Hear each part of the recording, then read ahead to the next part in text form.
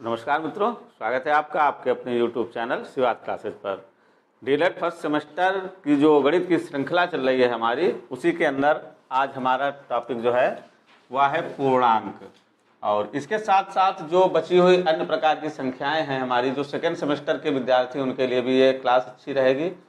प्राकृतिक संख्याएँ, पूर्ण संख्याएँ और पूर्णांक, ये इतना पढ़ चुके हैं। क्रमागत संख्याएँ पढ़ चुके हैं, सम और विषम संख्याएँ पढ़ चुके हैं। और इसके बाद में परिमेय संख्याएं, अपरिमेय संख्याएं, भाज्य संख्याएं, अभाज्य संख्याएं, इन सब की चर्चा आज के हम इस वीडियो में अपने करेंगे। तो आइए सबसे पहले समझते हैं पूर्णांक क्या होते हैं। हमने पढ़े धन पूर्णांक, ऋण पूर्णांक और आज हम पढ़ेंगे पूर्णांक। तो जो हमारे ऋण पूर्णांक हैं, जितने प्रकार के ऋण पूर्णांक हैं, ऋण पूर्णांकों के साथ में शून्य पूर्णांक और धन पूर्णांक, इनका जो समूह होता है सम्मिलित रूप से, इनको हम पूर्णांक कहते हैं। किसे पूर्णांक कहते हैं? ऋण पूर्णांकों को, शून्य को और धन पूर्णांकों को एक साथ मिलाकर के क्या कहा जाता है? पूर्णांक कहा जाता है। अगर हम इन्हें संख्या रेखा पर प्रदर्शित करें तो कुछ इस तरीके से स्थिति हमें मिलेगी। और ये ध्यान भी रखना, कभी कभार आ जाता है कि संख्या रेखा पर पूर्णांकों को स्पष्ट कीजिए। तो ये दायां पक्ष होता है और ये बायां पक्ष होता है, बीच में शून्य होता है और इससे बराबर की दूरी पर, ये सब बराबर की दूरियों पर स्थित है। दाईं साइड आप बढ़ेंगे तो सभी धनात्मक पूर्णांक मिलेंगे आपको, +1, +2, +3, +4, +5, जितना जहां तक है आगे तक ये अनंत तक संख्याएं चलेंगी। बीच में आपको शून्य पूर्णांक मिलेगा, बीच में आपको क्या मिलेगा? शून्य पूर्णांक मिलेगा। और आप बाएं साइड बढ़ेंगे तो आपको क्या मिलेगा? ऋण पूर्णांक मिलेगा। तो सभी ऋण पूर्णांक, शून्य और ये धन पूर्णांक, इन सबको मिलाकर के जो नाम दिया गया वो क्या है? पूर्णांक है। इन सबको मिलाकर के, अब ये ऋण, धन, शून्य, ये सब क्या कहलाएंगे आपके? ये सब मिलाकर के क्या कहलाएंगे? पूर्णांक कहलाएंगे। तो आपसे पूछा जाए पूर्णांक किसे कहते हैं, तो आप क्या बताओगे? ऋण पूर्णांकों, शून्य तथा धन पूर्णांकों का समूह क्या कहलाता है? पूर्णांक कहलाता है। ऋण पूर्णांकों, शून्य और धन पूर्णांकों का समूह मिलकर के पूर्णांक कहलाता है। ये संख्या रेखा पर इसका प्रदर्शन है। शून्य होगा बीच में और ये बराबर की दूरी पर आप इधर बढ़ाते जाओगे, दाईं साइड में धनात्मक पूर्णांक मिलेंगे, आप बाईं साइड में बढ़ाते चले जाओगे तो सब क्या मिलेंगे आपको? ऋणात्मक पूर्णांक मिलेंगे। क्या ये बात इतनी समझ में आई? अब यहां से कुछ महत्वपूर्ण बातें समझ लीजिए आप। पहली बात समझिए, प्रत्येक धन पूर्णांक के संगत, प्रत्येक धन पूर्णांक के संगत एक ऋण पूर्णांक होता है। धन पूर्णांक के संगत एक ऋण पूर्णांक होगा, एक ऋण पूर्णांक होगा। और इन दोनों का योग क्या होगा? शून्य होगा। जैसे ये हमारा धन पूर्णांक है प्लस का 5, और इसके संगत ये क्या होगा? हमारा ऋण पूर्णांक होगा। अगर +5 है तो -5 भी होगा, -1 है वो +1 है तो -1 होगा, +6 है तो -6 भी होगा। जो धन पूर्णांक है उसके संगत एक ऋण पूर्णांक भी होगा। और इन दोनों का योग +5 प्लस -5 को जोड़ने पर क्या मिलेगा आपको? 5 - 5, ये तो स्थिति मिल जाएगी। 5 प्लस का और ये माइनस का 5 हो जाएगा, ब्रैकेट खुलेगा। तो इनका काटेंगे, क्या मिलेगा आपको? 0 मिलेगा। 5 से 5 गया, क्या मिला? 0 मिला। तो प्रत्येक धन पूर्णांक के संगत क्या होता है? एक ऋण पूर्णांक होता है और इन दोनों का योग सदैव क्या होगा? शून्य होगा। ये बात आप ध्यान रखिएगा। बात बहुत छोटी है लेकिन ये कभी कभार पूछ देता है कि इसके संगत +5 के संगत ऋण पूर्णांक बताओ। पता ही नहीं संगत क्या मतलब क्या है। तो मतलब 5 प्लस का है तो 5 माइनस का भी होगा, 4 प्लस का है तो 4 माइनस का भी होगा, वो उसके संगत होगा। अपोजिट चिन्ह के साथ में, विपरीत चिन्ह के साथ, उसको हम संगत कहते हैं। तो धन पूर्णांकों के संगत क्या होगा? एक ऋण पूर्णांक होगा और इनका योग सदैव क्या होगा? शून्य होगा। जब आप इनको दोनों को जोड़ोगे तो क्या होगा? शून्य होगा। तो इसके आगे की अभी हम चर्चा करेंगे।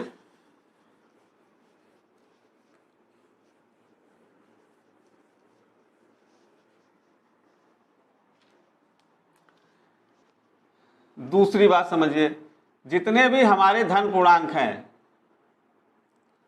प्रत्येक धन पूर्णांक ऋण पूर्णांक से बड़ा होता है। ये ध्यान रखिए, ऋण पूर्णांक से बड़ा होता है। प्रत्येक धन पूर्णांक ऋण पूर्णांक से कैसा होगा? बड़ा होगा। कोई भी धन पूर्णांक है, जैसे प्लस का 1 है, हम बात करें अगर प्लस का हमारे पास 1 है और माइनस का हमारे पास 100 है, कौन बड़ा होगा? ये बड़ा होगा, प्लस का 1 बड़ा होगा। तो प्रत्येक धन पूर्णांक ऋण पूर्णांक से क्या होता है? बड़ा होता है। अगर बात की जाए शून्य की, शून्य शून्य न धनात्मक होता है ना ऋणात्मक होता है, तो शून्य क्या करता है? ये शून्य प्रत्येक धन पूर्णांक से कैसा होगा? बताओ भाई। शून्य प्रत्येक धन पूर्णांक से छोटा होता है या बड़ा होता है? क्या?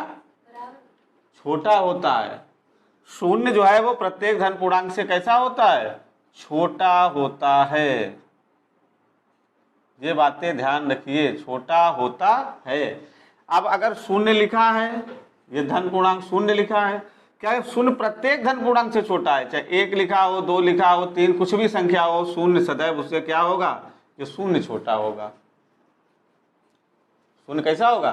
छोटा होगा। तो अभी तक 3 बातें समझी हमने। पहली बात, प्रत्येक धन पूर्णांक के संगत एक ऋण पूर्णांक होता है और इन दोनों का योगफल शून्य होता है। दूसरी बात क्या पढ़ी? प्रत्येक धन पूर्णांक ऋण पूर्णांकों से बड़ा होता है। ऋण पूर्णांक चाहे जितना हो, धन पूर्णांक अगर 1 भी है तो वो उससे बड़ा होगा। तीसरी बात, शून्य जो है वो प्रत्येक धन पूर्णांक से कैसा होता है? छोटा होता है और प्रत्येक ऋण पूर्णांक से बड़ा होता है। ये ध्यान रखना, शून्य प्रत्येक ऋण पूर्णांक से बड़ा होता है, बड़ा होता है। देखो, प्रत्येक धन पूर्णांक से तो कैसा होता है? छोटा होता है, लेकिन प्रत्येक ऋण पूर्णांक से बड़ा होता है। तो हमने क्या पढ़ा? प्रत्येक धन पूर्णांक ऋण पूर्णांक से कैसा होगा? बड़ा होता है। प्रत्येक धन पूर्णांक, कोई भी धन पूर्णांक है, 1 भी है तो माइनस का 100 हो चाहे माइनस का 1 लाख तक दिया हो, ये छोटा होगा, ये बड़ा होगा। शून्य प्रत्येक धन पूर्णांक से छोटा होता है, चाहे कोई धन पूर्णांक 1 ही क्यों ना हो, शून्य हमेशा उससे क्या होगा? छोटा होगा। लेकिन ऋण पूर्णांक से कैसा होगा? बड़ा होगा। 0 लिखा हो और -1 लिखा हो, कौन बड़ा है? 0 बड़ा है। -1 कैसा है? छोटा है। शून्य बड़ा है। शून्य प्रत्येक ऋण पूर्णांक से बड़ा होता है। शून्य प्रत्येक ऋण पूर्णांक से बड़ा होगा और धन पूर्णांक से कैसा होगा? छोटा होगा। ये ध्यान रखिएगा। तो ये चर्चा थी हमारी पूर्णांक की। अब कुछ संख्याएं हैं हमारी जो कि सेकेंड सेमेस्टर के लिए भी बहुत उपयोगी रहेंगी। सेकेंड सेमेस्टर का अगर किसी को पेपर देना है तो वहां पर ये पूछी जाती है। सबसे पहले हम बात करेंगे भाज्य संख्याओं की। भाज्य संख्याएं, तो भाज्य संख्याएं कौन सी होती हैं? जो संख्याएं, भाज्य संख्या कौन सी है? जो संख्याएं स्वयं तथा एक के, जो संख्याएं स्वयं तथा एक के अतिरिक्त, जो संख्याएं स्वयं तथा एक के अतिरिक्त अन्य संख्याओं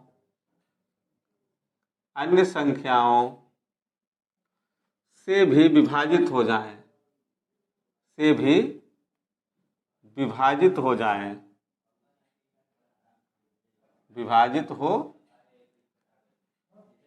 हो जाएं, भाज्य संख्याएं कहलाती हैं। क्या कहलाती हैं? भाज्य संख्याएं कहलाती हैं।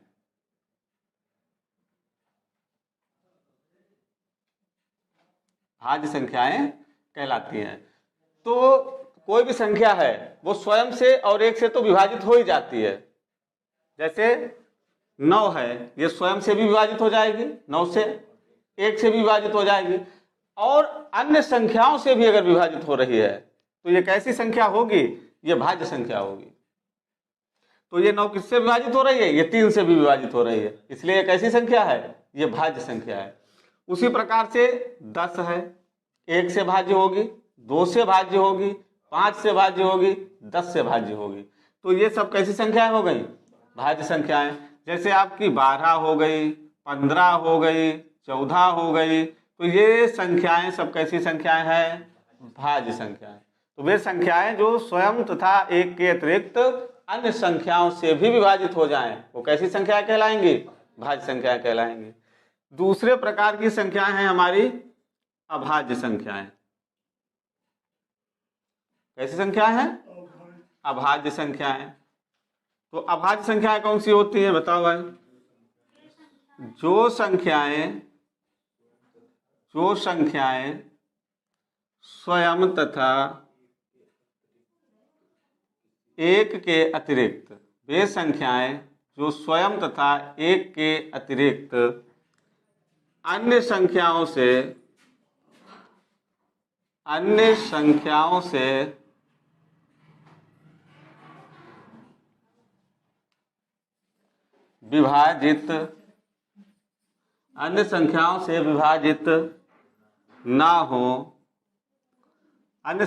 विभाजित ना हो, अभाज्य संख्याएं कहलाती हैं। क्या कहलाती हैं? अभाज्य संख्याएं कहलाती हैं। अभाज्य संख्याएं कहलाती हैं।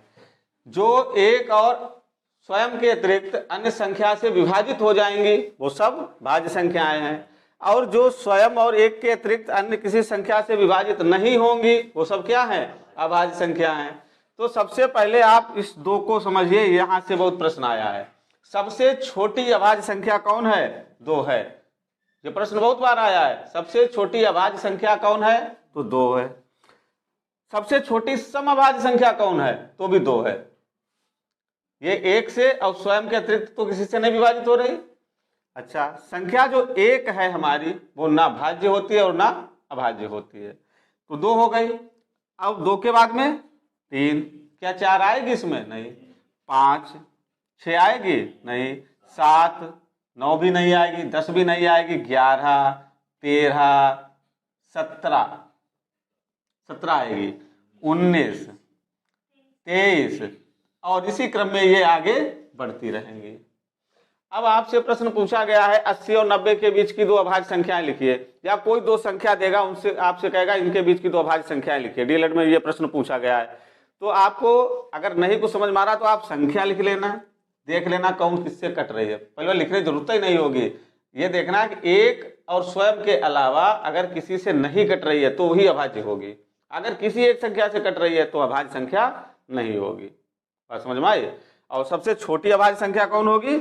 2 होगी। ये ध्यान रखना, ये कई बार प्रश्न आया है। सबसे छोटी अभाज्य संख्या तो 2, सबसे छोटी समअभाज्य संख्या तो भी 2। तो ये भाज्य और अभाज्य संख्याएं थी। अगली है हमारी परिमेय और अपरिमेय संख्याएं। देखिए,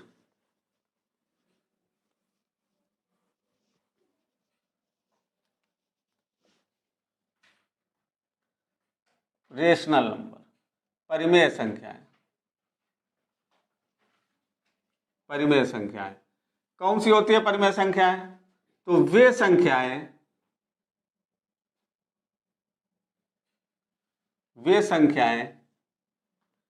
जिन्हें हम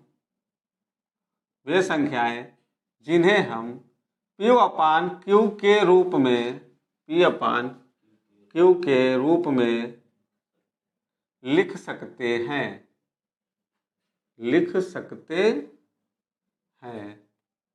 लेकिन एक कंडीशन है, जहां Q is not equal to 0। Q का मान 0 नहीं होना चाहिए, क्योंकि हमने पूर्ण संख्या में भी बताया था आपको, अगर कोई हर 0 है, भाज्यता वाला जो बताया था, 2 पूर्ण संख्याओं को अगर हम भाग कर रहे हैं, 0 से किसी एक पूर्ण संख्या को भाग करिए तो वह अपरिभाषित हो जाता है। इसलिए Q का मान 0 नहीं होना चाहिए। तो वे संख्याएं जिन्हें हम P/Q के रूप में लिख सकते हैं, जहां Q is not equal to 0, तो वे क्या कहलाएंगी? परिमेय संख्या कहलाएंगी। परिमेय संख्याएं कहलाएंगी, परिमेय संख्याएं कहलाएंगी। क्या बात समझ में आई परिमेय संख्या की? तो कौन सी होंगी परिमेय संख्याएं? जिन्हें हम P अपान Q के रूप में लिख सकते हैं, वो सब क्या कहलाएंगी? परिमेय संख्याएं। जैसे 22/7, और ये मान किसका है? पाई का। 22/7 किसका मान है? पाई का। लेकिन अगर पाई दिया है तो अपरिमेय होगा, और पाई का मान दिया है तो कैसा होगा? परिमेय होगा। पाई बहुत बार पूछा गया है कैसी संख्या है, तो पाई अपरिमेय संख्या है, ध्यान रखिए, अभी बताएंगे अभी हम। या कोई आपको संख्या दे दी गई, हाँ एक महत्वपूर्ण बात, शून्य कैसी संख्या है, तो भी आप बताएंगे शून्य एक परिमेय संख्या है, क्योंकि शून्य के नीचे में एक मान सकते हैं, तो इसे P/Q के रूप में लिख लिया, इसलिए ये कैसी संख्या हो गई? ये परिमेय संख्या हो गई। कोई अंक आपको दिया हो 5 है, 7 है, तो भी ये पूछा जाए परिमेय है या अपरिमेय है? ये परिमेय है, क्योंकि सबके हर में हम एक मान सकते हैं। या कोई भिन्न दी है, 4/5 दिया है, 3/2 दिया, इस तरीके से कोई भिन्न दी है, तो ये सभी संख्याएं हमारी कैसी होंगी? परिमेय संख्याएं होंगी।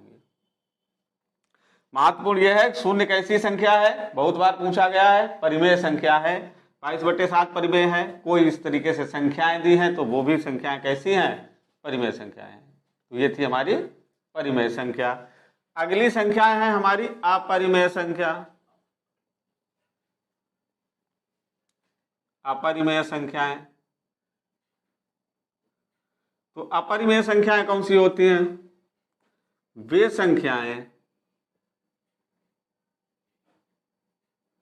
वे संख्याएं जिन्हें हम P/Q के रूप में नहीं लिख सकते,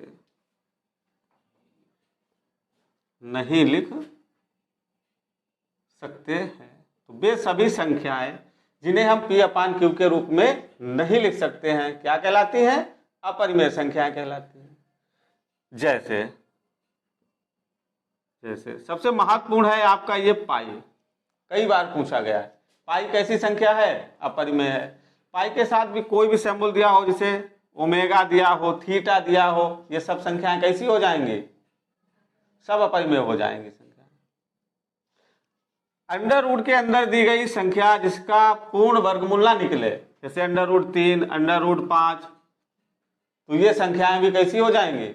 अपरिमेय। लेकिन अंडर रूट 16 दिया है तो 4 चक्कू 16, 4 हो जाएगा, वो तो परिमेय हो जाएगी। 4 दिया है तो 2 दूना 4, 9 दिया है तो 3 तिया 9, तो वो परिमेय हो जाएगी। लेकिन जिसका वर्गमूल नहीं निकल रहा है वो सब संख्याएं कैसी होंगी? अपरिमेय हो जाएंगी। तो ये थी हमारी अपरिमेय संख्या। तो लगभग सभी प्रकार की संख्याएं हमने आज अपने इस वीडियो में समाप्त कर दी हैं। और जो नेक्स्ट टॉपिक रहेगा हमारा वह रहेगा रोमन अंक। आगे का जो टॉपिक रहेगा हमारा रोमन अंक, एक वीडियो रोमन अंक का रहेगा। उसके बाद में फिर हम लोग पढ़ेंगे स्थानीय मान और जातीय मान, और उसी क्रम में फिर आगे बढ़ेंगे। और इस चैनल पर इस बार आपको पूरा डीएलएड का, मैथ का सेकेंड और फर्स्ट दोनों सेमेस्टर का कोर्स कराने का कार्य किया जाएगा। अगर आप इस चैनल पर नए हैं तो चैनल को हमारे जरूर सब्सक्राइब कर लीजिए। अगर आपको वीडियो पसंद आए तो लाइक कीजिए, कमेंट कीजिए। धन्यवाद।